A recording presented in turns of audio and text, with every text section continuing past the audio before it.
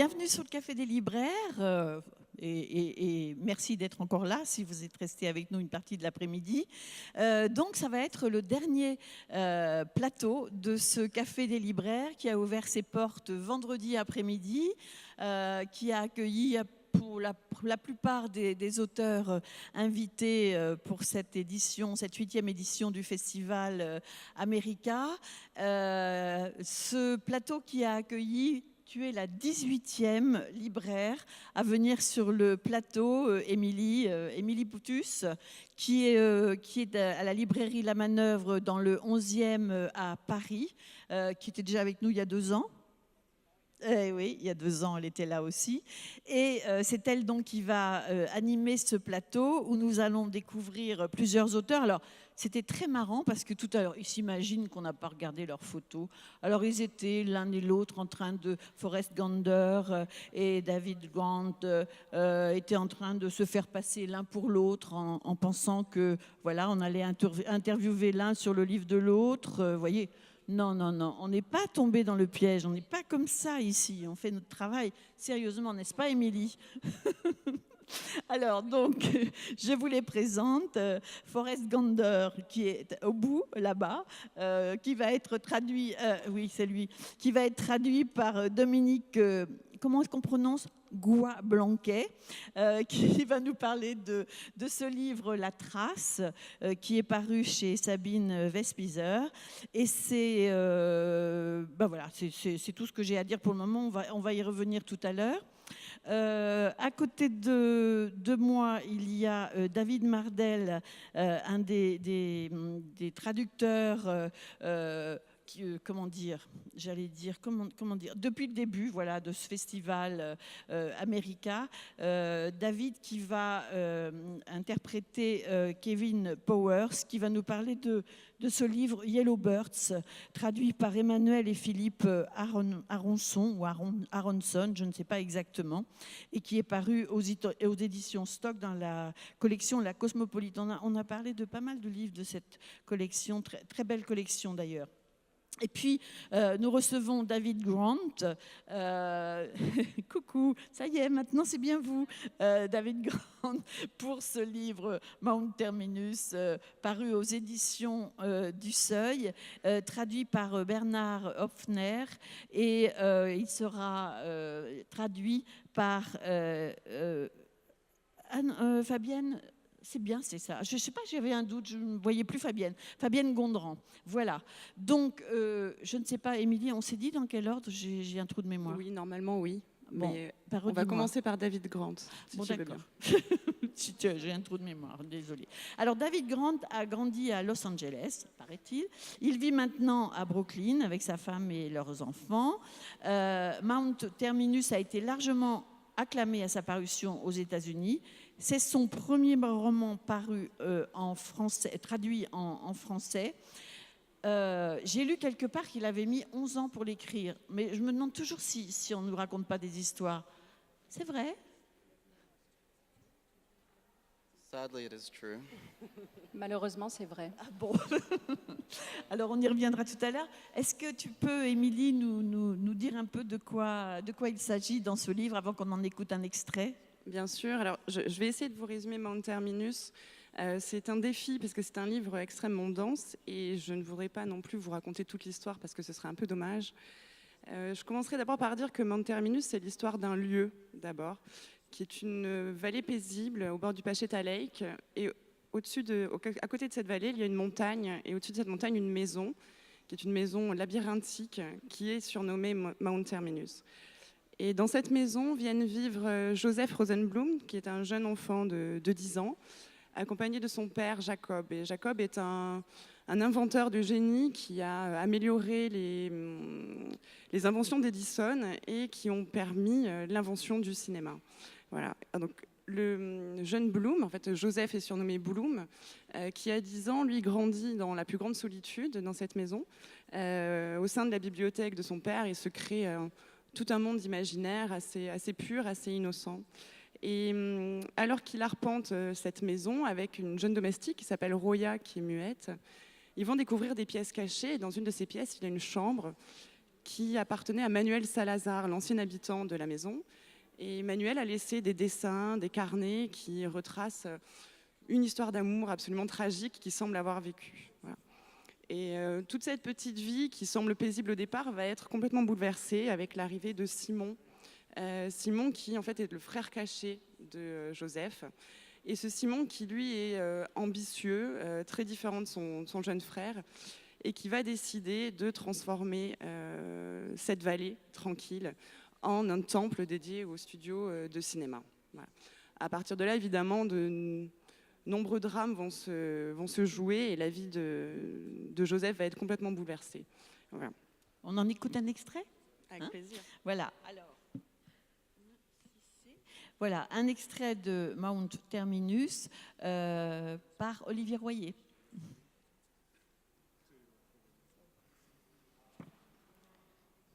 Personne ne savait d'où provenait la source de Mount Terminus. Du fait de la chaleur de son eau, on pouvait seulement conjecturer que l'aquifère était situé à une grande profondeur, près du foyer de la Terre. Jacob imita pour Bloom le sifflement et le grognement qu'il entendrait quand la vapeur s'élèverait et se répandrait dans les tuyaux de leur nouvelle maison. Il lui parla des jardins en fleurs et de carrés de légumes bien denses, de la senteur des vergers d'agrumes et du parfum des arbres couronnés de feuilles mentholées, d'un promontoire étroit pointant vers une rive lointaine, tel un doigt au-dessus d'un ancien lit de mer. Et il dit à son fils, « S'il te plaît, mon petit, dis-moi que tu veux voir ça. » Bloom voulait répondre, « Non, je ne veux pas le voir, je veux rentrer à la maison. » Mais il répondit à la place, « Oui, bien sûr, père, je veux voir tout ça. » Jacob remercia son fils pour cette gentillesse et le remercia de nouveau.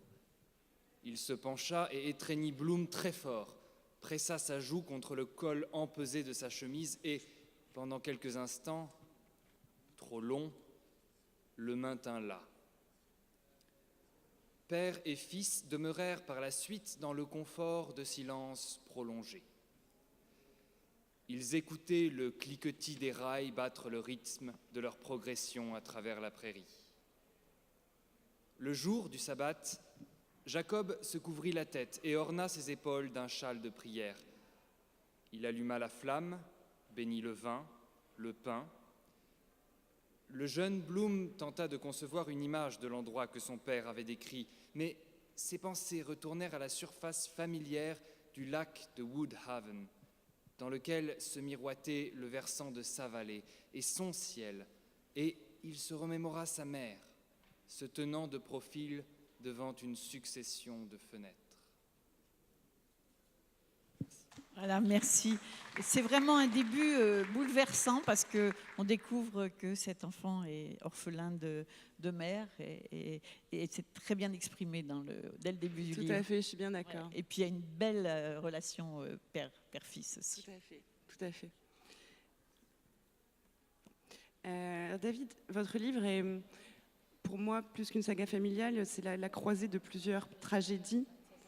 J'oserais même dire tragédie au sens grec du terme, que ce soit la tragédie de ce que vit le jeune Bloom, de ce qu'a vécu son père, qu'on découvre au fur et à mesure du roman, de ce fameux Manuel Salazar, dont on retrouve les traces, et même de cette vallée qui va être complètement transformée. Est-ce qu'il y a une de ces histoires qui a été à l'origine de votre roman, ou est-ce que vous aviez une vision globale dès le départ ? No, I think the book evolved naturally, and the threads presented themselves over, as we now know, a long period of time. I had an image in mind of the mountain. I knew that I wanted Bloom to be a dreamer, a visionary, and I wanted his perception of the world to resemble that of, a long silent film. So a dreamscape, a mindscape that we could... Mike? Oh, I'm so sorry. A dreamscape, a mindscape that that would deliver us to both his interior life and to the natural landscape around him, and eventually to the world of cinema. Le livre a suivi une courbe d'évolution tout à fait naturellement. Les fils se sont tissés ensemble sur une longue période d'écriture, comme vous le notiez. J'avais à l'esprit l'image d'une montagne et de ce personnage Bloom, qui est un rêveur, un visionnaire et qui nous offre sa perception du monde comme un long film muet.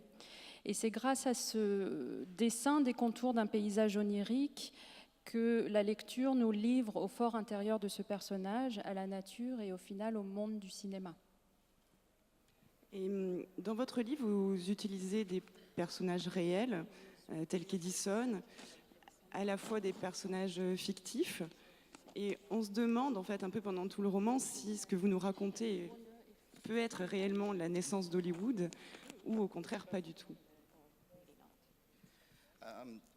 Well, there are aspects of the story that are true, and then there are many aspects of the story that are false.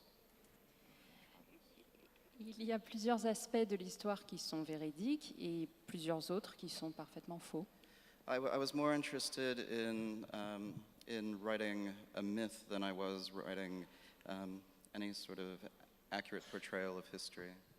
J'étais plus intéressée par l'écriture d'un mythe que par l'écriture d'un rendu historique véridique. But the story and the way that I detailed the story, I think accurately portrays what takes place between the turn of the century, the turn of the 20th century through the First World War period. Ceci étant dit, l'histoire et les détails, dans son détail, rendent compte d'une frange de l'histoire qui va en gros du début du XXe siècle jusqu'à la Première Guerre mondiale. So Edison makes a cameo. I think Georges Méliès makes a cameo. So I do use a few historical figures, but the characters, the central characters, especially Simon, the brother, he's a composite of the great film producers, movie producers, and the figure of William Mulholland, who was responsible for bringing water to Los Angeles, to Southern California. Donc Edison fait une petite apparition, Georges Méliès fait une petite apparition, et il y a comme ça des personnalités historiques. Ceci étant, les personnages centraux, surtout Simon, sont en fait un kaléidoscope, un pot-pourri des réalisateurs, des producteurs de l'époque, et aussi de William Mulholland, qui était donc l'ingénieur qui a œuvré à l'acheminement de l'eau dans la vallée, dans la contrée de la Californie et de Los Angeles. Donc, effectivement, c'est vrai que je n'avais pas mentionné ça tout à l'heure, que le livre se passe vraiment au tout début du XXe siècle, et ça semble être l'univers des possibles, en fait. Il y a des personnages dans ce roman qui créent des inventions complètement folles. Est-ce que vous pouvez nous parler un tout petit peu de l'invertiscope? Well, the invertiscope, to be perfectly honest, I don't remember how I conceived of the invertiscope. I think I was doing some research on experimental psychology in the early part of that century. But the idea of the invertiscope, this is going to sound very strange, it looks like, if you can imagine a periscope in a submarine, there's a box, a shaft that extends upward and covers the eyes, and there's a system of mirrors all throughout this contraption. And it enables the person wearing it to have an omniscient point of view. You get to see the world from above. And, well, why don't you translate? Alors l'invertiscope, pour être parfaitement honnête, je me souviens pas tout à fait de la manière dont il m'est venu à l'esprit, mais sans doute que je me suis basée sur des lectures et de ce que la psychologie expérimentale du début du XXe siècle avait à offrir. Alors c'est une idée qui va vous paraître étrange, mais en gros c'est une machine qui fonctionne un peu comme un périscope dans un sous-marin. On a un masque et puis un long tube comme ça et un système de miroir qui fait que la personne qui le porte a en fait un point de vue omniscient et une vue en plongée comme ça sur le monde. So, well, I first used the invertoscope to create a bond between Bloom and the woman he falls in love with, Isabella. And his spirit is elevated and his perception of the world is changed. And that was the main purpose of the invertoscope, along with these strange psychological experiments that Isabella's father figure is experiments that he's doing on his patients or his studies, the people he's studying. Donc la première utilisation que j'en fais me sert en fait à créer un lien entre Bloom et Isabella, donc la femme dont il est amoureux, parce que ça permet à Bloom de ressentir que son esprit s'élève, que sa perception du monde s'en trouve changée, et ça me permet de renvoyer aussi à la figure paternelle de l'homme avec qui travaille Isabella, qui se livre à toutes sortes d'expériences dans le domaine de la psychologie. And ultimately, it's meant to act as a metaphor for the changing world of optics and and cinema emerging, it becoming a popular form of entertainment at the time. Et au final, ça me sert de métaphore pour parler du monde changeant et mouvant de l'optique, des appareils optiques du moment, et au final de l'émergence du cinéma qui devient une forme de divertissement très populaire à ce moment-là. I was interested in how people's experience of life and the way that they interacted with the world was changing because of their relationship to the cinema.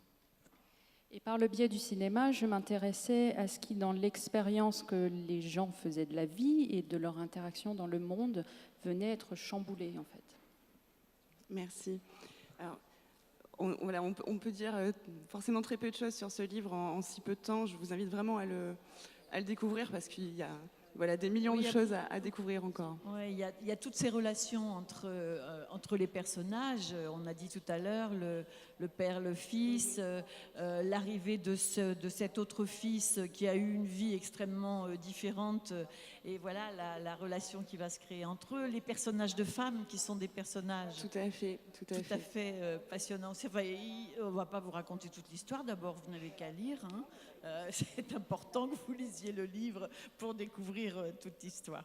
Voilà. Alors, on va passer maintenant au livre de Forrest Gander, La Trace, donc paru chez Sabine Vespizer, traduit par Dominique Goy-Blanquet, qui nous fait le plaisir et la gentillesse de venir en plus interpréter son auteur sur ce plateau. Voilà. Et donc... qu'est-ce que je sais de vous? Je sais que vous êtes né dans le désert de Mojave et que vous avez grandi en Virginie, que vous avez fait des études de littérature et de géologie, que vous êtes devenu professeur à l'université Brown, essayiste et traducteur de l'espagnol. Vous êtes aussi un poète renommé, finaliste du prix Pulitzer de la poésie en 2012. Un premier livre a déjà été édité chez Sabine Vespizer en 2009, En ami est son titre. Et donc, nous parlons aujourd'hui de celui-ci, La Trace. Oui, qui est un roman très, très, très fort, vraiment. Votre livre s'ouvre sur une scène assez étrange de règlement de compte entre narcotrafiquants. Ça se passe à la Esmeralda au Mexique. Et cette scène, première vue, n'a strictement rien à voir avec la suite du roman. En fait, le roman est l'histoire d'un road trip censé sauver un couple que forment Dale et Oa. Dale est un universitaire qui fait des recherches sur l'auteur Ambrose Bierce qui a disparu mystérieusement au Mexique. On ne sait pas à quelle date, on ne sait pas exactement à quel endroit.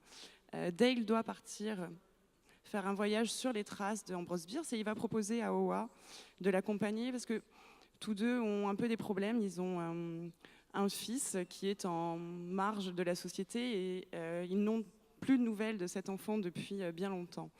Du coup, tous deux partent. Ils sont dans cette voiture. Une grosse partie du roman se passe vraiment dans cette voiture. Ils ne font que quelques pauses pour visiter quelques lieux que Ambrose Bierce a traversés. Tous les deux se parlent peu et en même temps se disent beaucoup de choses avec les gestes dans cette voiture.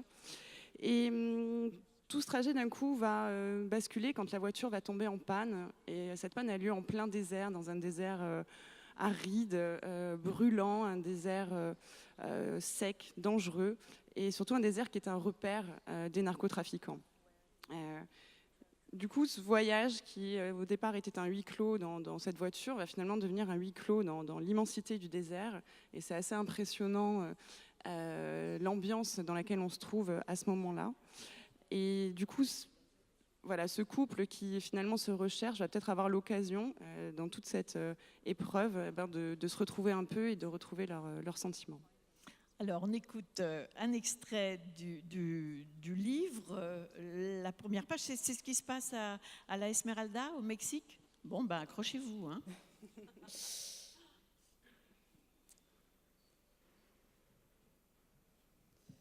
La Esmeralda, Mexique. Elle frappa à la porte de la salle de bain. « Je peux entrer prendre ma douche ?»« En el trono !» cria-t-il. « Donne-moi 2 minutes !» Il tendait le bras vers le rouleau de papier posé sur le sol quand la chose se produisit. Une collision retentissante et en même temps un goût de nausée. Le siège des toilettes vibra sous ses cuisses, les murs tremblèrent et la porte d'entrée, ça devait être la porte d'entrée, céda, fendue comme si un arbre l'avait transpercée. Mais il n'y avait pas d'arbre dans la cour. Il se souleva du siège pour entrer dans l'horreur, dans un son nouveau, la montée des décibels en provenance du séjour, une femme qui hurlait. Courbé, agrippé à son pantalon, il savait qu'il n'aurait pas le temps de le remonter. Il était conscient du moindre détail de la salle de bain, comme s'il étudiait depuis des mois toutes les voies d'évasion possibles. Le rideau de plastique jaune canari, à moitié tiré devant la baignoire, la pomme de douche rouillée et son lent goutte à goutte incurable, le tapis de bain décoloré, aux bords sales usés en tire-bouchon, le panier à linge en osier terni, la serviette crasseuse pendue à un clou au dos de la porte. Et à sa droite, au-dessus du lavabo, un petit essuie-main rouge humide sur son anneau de plastique transparent à côté du porte-savon. Le lavabo était encastré dans un placard gondolé derrière un volet à claire-voie. La frénésie au fond de ses oreilles cessa. Le cri féminin s'interrompit. Il avait atteint un sommet hystérique et voilà qu'il s'absentait sur un léger soupir, comme une tronçonneuse jetée dans un marais. Des chaises tombaient, ou peut-être était-ce la table de la cuisine qu'on venait de lancer contre un mur. Un autre frisson parcourut la maison. Pas de voix masculine, pas d'ordre glapi, pas de gueulante. Tout ce qu'il entendait, c'était un remue-ménage et le cri hystérique tronçonné. Des meubles traînaient sur le sol et des bruits de pas. Il ne respirait plus. Il se tourna vers la droite, fit un pas, la main crispée sur son pantalon. Son regard alla du robinet et des brosses à dents, épanouies, une orange et une bleue, dans leur verre sale sur le lavabo, jusqu'au miroir tacheté où se reflétait l'ampoule nue du plafond. Et là, il se vit, avec une clarté exacerbée. Étranger, le pantalon sur les genoux retenu d'une main. Il s'accroupit devant le placard, lâcha son pantalon et ouvrit le volet. Ses mains tremblaient si fort qu'il pouvait à peine s'en servir. Un vacarme indistinct au cœur de la maison approchait de la salle de bain, et le chaos d'abord général se concentrait maintenant comme une cascade torrentielle réduite à un mince ruisseau. Prenant appui des 2 mains sur le sol carrelé, il plongea les jambes dans le placard du lavabo, derrière une pile de rouleaux de papier toilette, renversa une bouteille de Chloralex et la boîte de détergent Roma.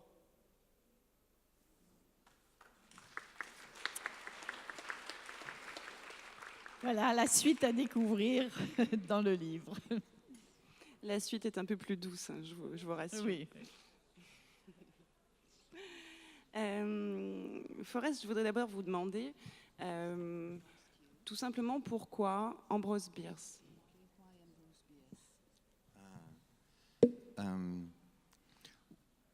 One, because he's such an interesting figure, and I lived in California.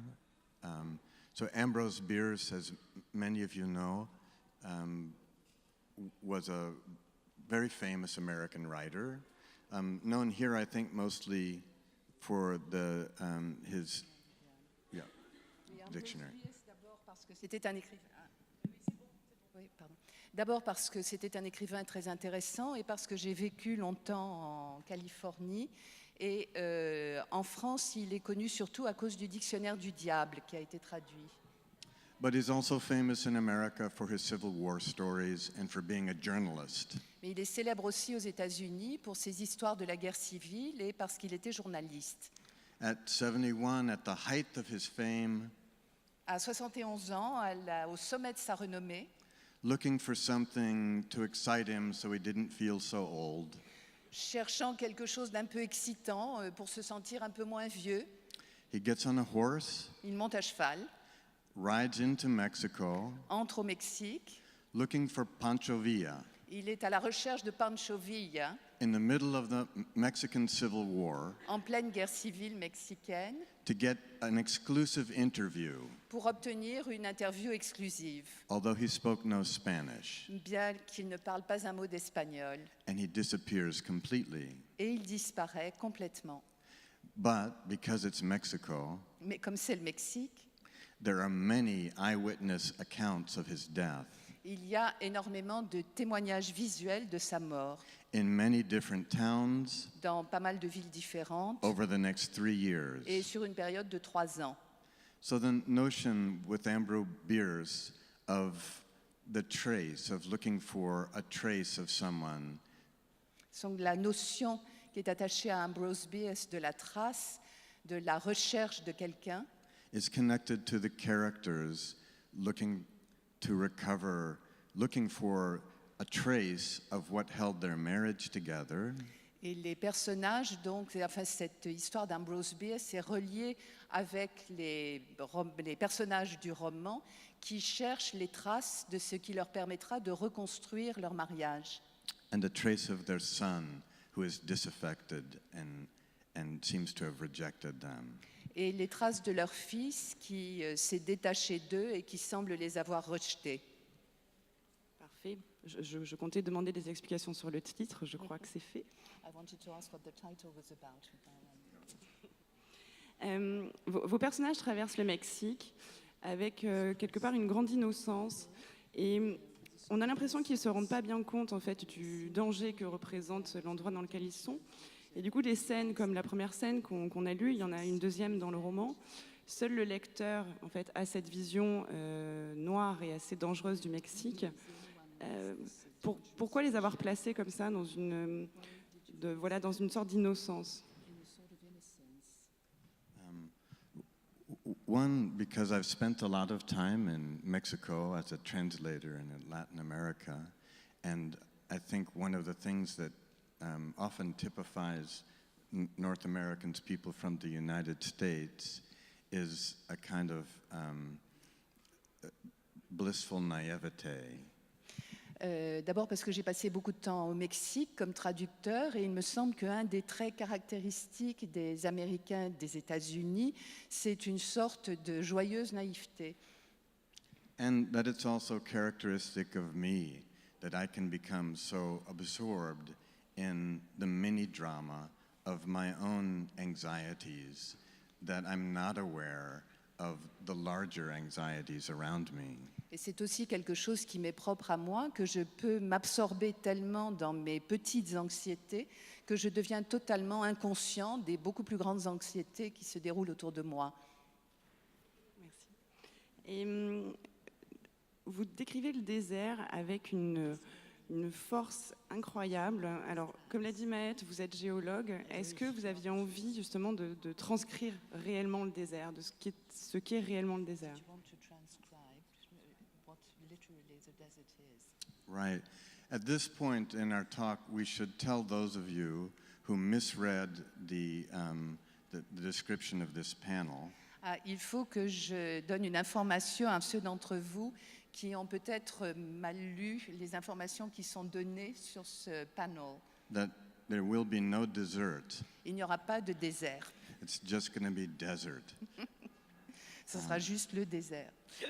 But for me, the metaphor of the desert as also a metaphor for riding the road going into the desert is the line across the blank page. pour moi, le désert est aussi une métaphore de l'écriture. La route qui traverse le désert est aussi la ligne qui traverse la page blanche. And the desert has, even before Europeans came to the United States, been a place where people went to have visions.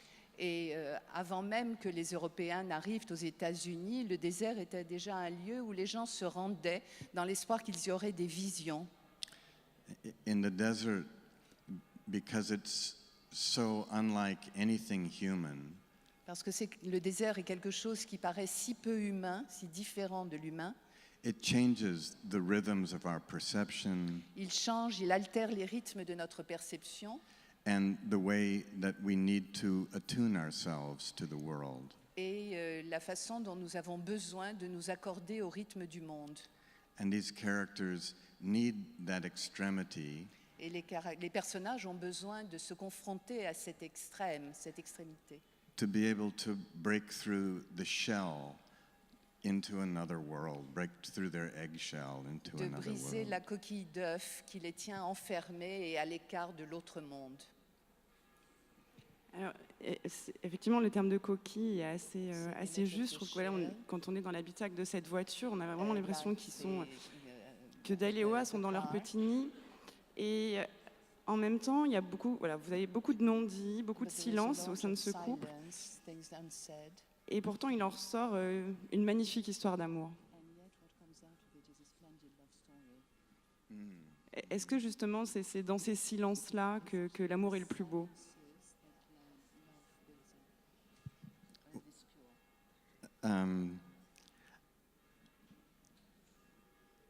I think, yes, absolutely. Oui, absolument.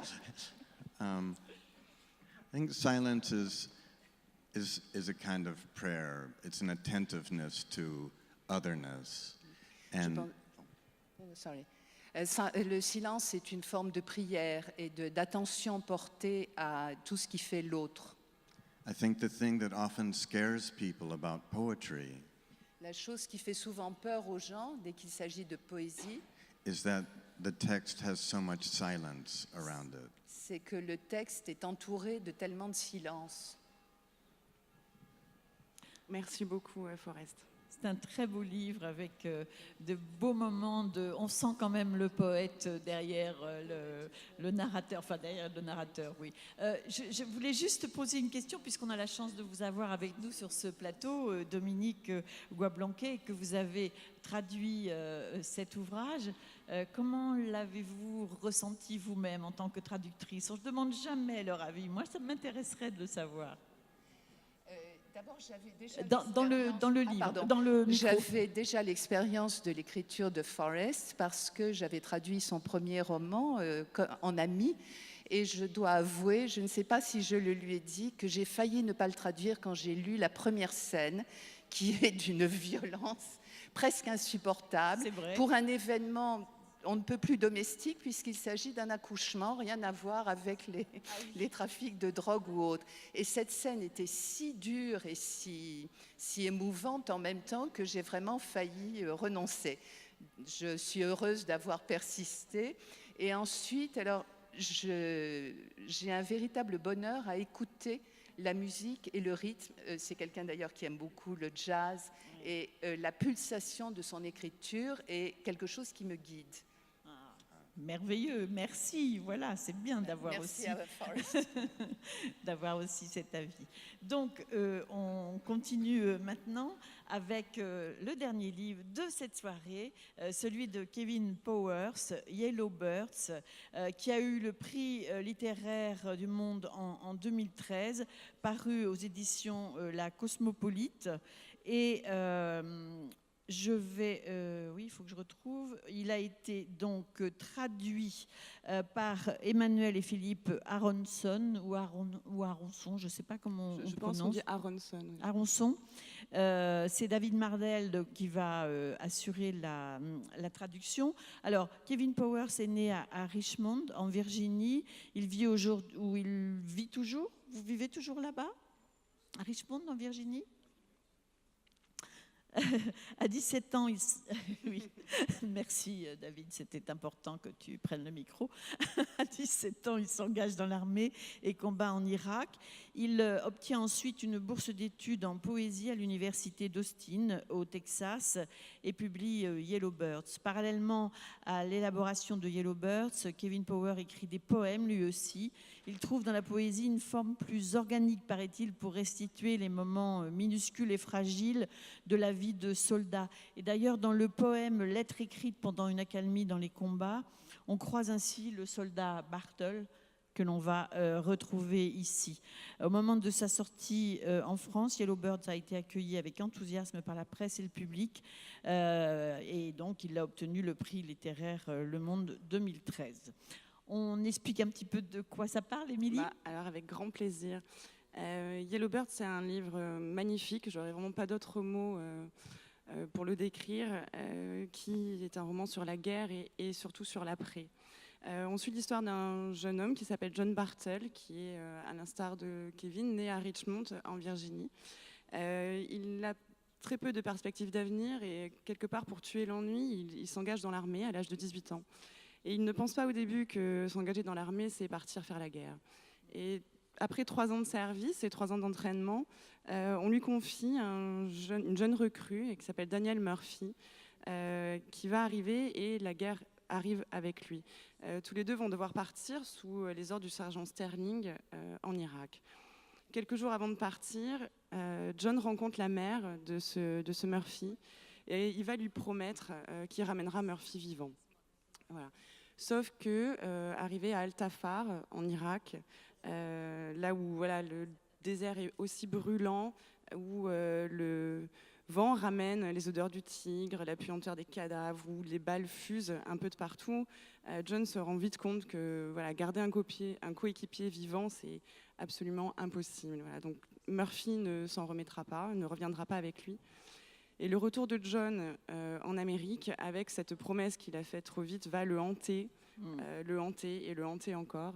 Et le retour au pays va être quelque chose d'impossible et surtout d'être traité comme un héros en retour de guerre va lui être impossible à vivre. C'est un livre totalement bouleversant dont on va écouter tout de suite un extrait grâce à Inès Dallery. Je pense que c'est le tout début, donc nous sommes en septembre 2004, c'est ça, à Al-Tafar dans la province de Ninawa en Irak. Ninawa. La guerre essaya de nous tuer durant le printemps. L'herbe verdissait les plaines de Ninawa, le temps s'adoucissait et nous patrouillions à travers les collines qui s'étendaient autour des villes. Nous parcourions les herbes hautes avec une confiance fabriquée de toutes pièces, nous frayant, tels des pionniers, un chemin dans la végétation balayée par le vent. Lorsque nous poursuivions notre route malgré l'épuisement, la guerre gardait ses yeux blancs, ouverts dans l'obscurité. Nous mangions et la guerre jeûnait, se nourrissant de ses propres privations. Elle faisait l'amour, donnait naissance et se propageait par le feu.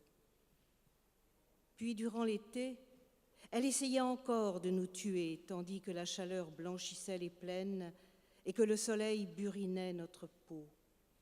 Elle faisait fuir ses citoyens qui se réfugiaient dans les recoins sombres des immeubles couleur de craie et jetait une ombre blême sur tout, tel un voile sur nos yeux.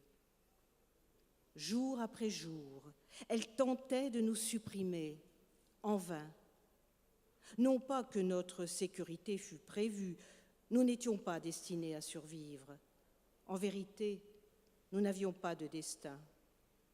La guerre prendrait ce qu'elle pourrait. Elle était patiente, elle n'avait que faire des objectifs, des frontières. Elle se fichait de savoir si vous étiez aimé ou non. La guerre s'introduisit dans mes rêves cet été-là et me révéla son seul et unique but, continuer, tout simplement continuer. Et je savais qu'elle irait jusqu'au bout. Quand septembre arriva, la guerre avait décimé des milliers de personnes. Les corps jonchaient ici et là les avenues criblées d'impacts, étaient dissimulés dans les ruelles et entassés dans les creux des collines, aux abords des villes, les visages boursouflés et verts, allergiques à présent à la vie. La guerre avait fait de son mieux pour tous nous éliminer, hommes, femmes, enfants. Mais elle n'avait réussi qu'à tuer un peu moins d'1 millier de soldats comme moi et Murph. Au début de ce qui était censé être l'automne, ces chiffres signifiaient encore quelque chose pour nous. Murph et moi étions d'accord. Nous refusions d'être le 1000e mort. Si nous mourions plus tard, eh bien, soit. Mais que ce chiffre fatidique s'inscrive dans la vie de quelqu'un d'autre. On s'arrête là. Inès. Nous ne remarquâmes Inès. presque aucun changement en septembre. Mais je sais à présent que tout ce qui allait compter dans ma vie s'amorça alors. Merci Inès, merci pour cette belle lecture. Merci. Émilie. C'est dur de reprendre après ça, non? Déjà, on a la gorge déjà presque un peu nouée. Alors, dans ce roman, on navigue sans cesse entre passé, présent, entre plusieurs passés même d'ailleurs, dans une sorte un peu d'éclatement de la pensée. Est-ce que vous vouliez, avec cette construction, un peu montrer les tourments de votre personnage? Les tourments. Yes, I think what I was trying to represent was the way that memory always intrudes on the present, for all of us, of course, but I think in particular for someone who's undergone a trauma, for instance, like a soldier. And I thought by trying to capture a certain kind of simultaneity that it might reflect that aspect of the soldier's life when he returns.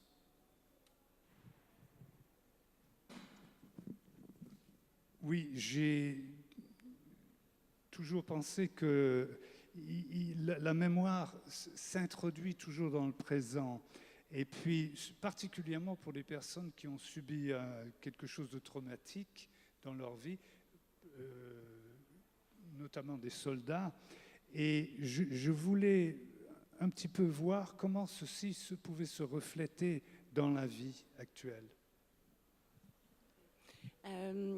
Dans les passages qui se situent à El-Tafar, en Irak, vraiment dans le désert, il y a des vraies scènes de guerre, bien évidemment, mais moi j'ai vraiment été marquée par vos descriptions des bruits et des odeurs, comme si les sensations étaient peut-être ce qui rendait les souvenirs les plus intenses. Est-ce que c'est bien cela?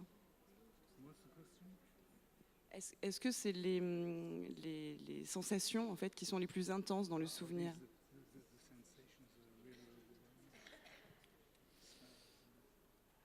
I mean, I think for me, one of the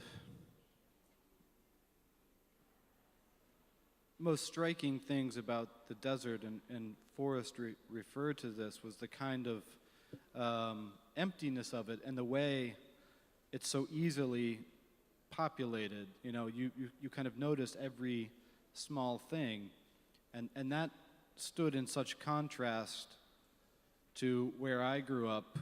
I grew up in Virginia, which is primarily a forest. So in the desert, which was a shock to me to arrive, one is kind of confronted with this immensity, which I think also in a way, in my mind, illustrated the immensity of the experience. So, you know, sadly, it was a kind of a perfect place to set a story that involved a kind of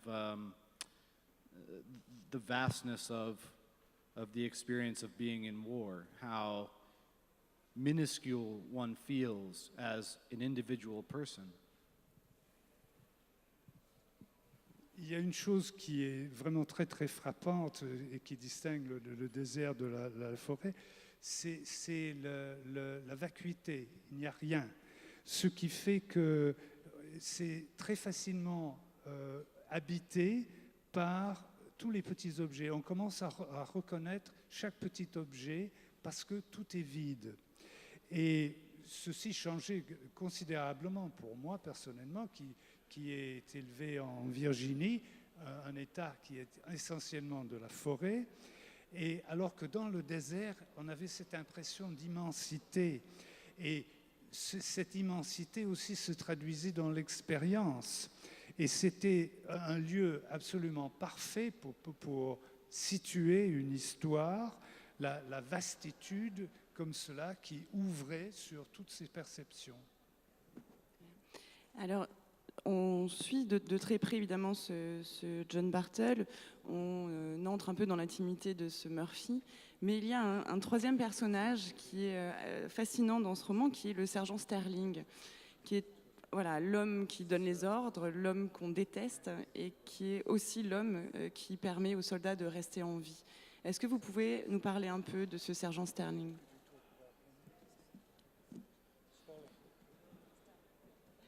Yes, I mean, I think he represents a kind of strategy for functioning within an environment such as a war, which is a kind of particular kind of ecosystem.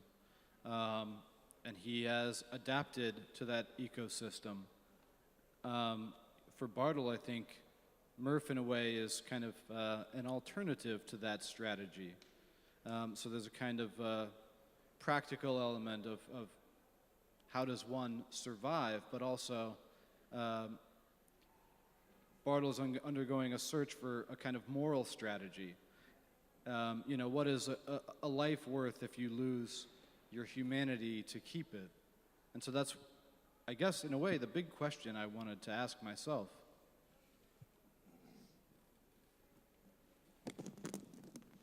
Oui, en effet, Sterling a érigé une espèce de stratégie pour fonctionner, et puis particulièrement dans la guerre, qui représente un écosystème tout à fait particulier, et qu'il a adapté à cela. Pour Bartle, Murph représente une espèce d'alternative pour trouver une stratégie, comment survivre, une stratégie morale également, et comment ne pas perdre son humanité et pour garder sa propre vie, est-ce qu'on doit aussi perdre son humanité vis-à-vis des autres? Votre roman est sorti finalement très peu de temps après la fin de la guerre en Irak. Ma question va être double, mais j'aurais aimé savoir si vous, c'est un livre que du coup vous avez écrit dans une certaine urgence.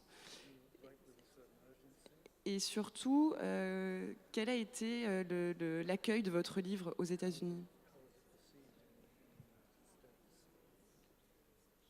Well, I mean, at least the responses that made their way to me, I have no complaints about. I mean, I was pleased with the reception. I suppose I felt an urgent need to write it, but I also required a certain amount of distance from my own experience to feel like I could communicate the experience with any kind of clarity of thought. So in a way, I felt an urgency, but I also knew that I needed a certain amount of patience.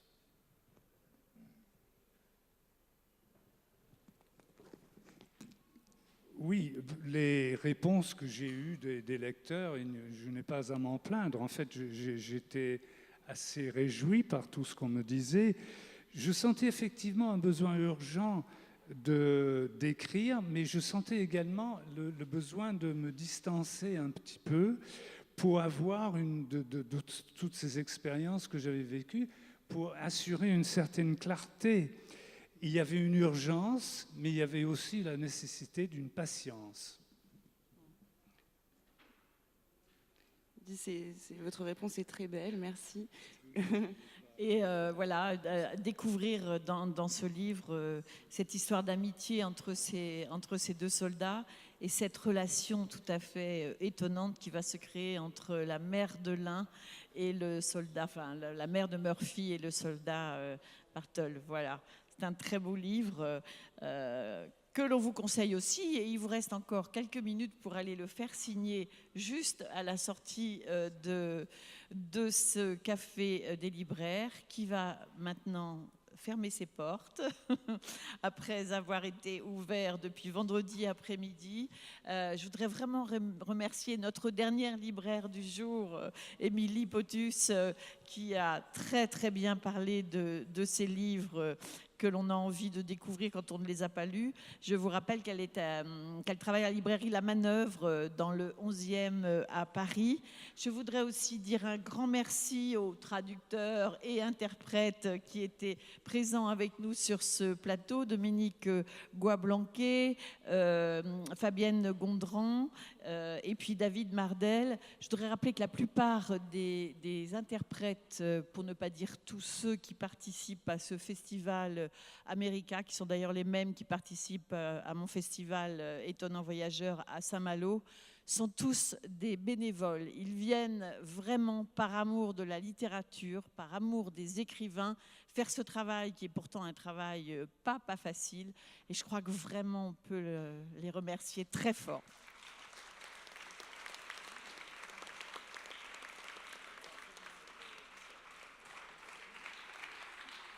Et un grand merci à vous, bien sûr, qui êtes venus au fil de ces journées assister à ces cafés des libraires et assister sans doute à plein de rencontres, de débats, de concerts. Je suis sûre que ce festival America, dont je n'ai vu que ce café des libraires, a dû être encore une merveille.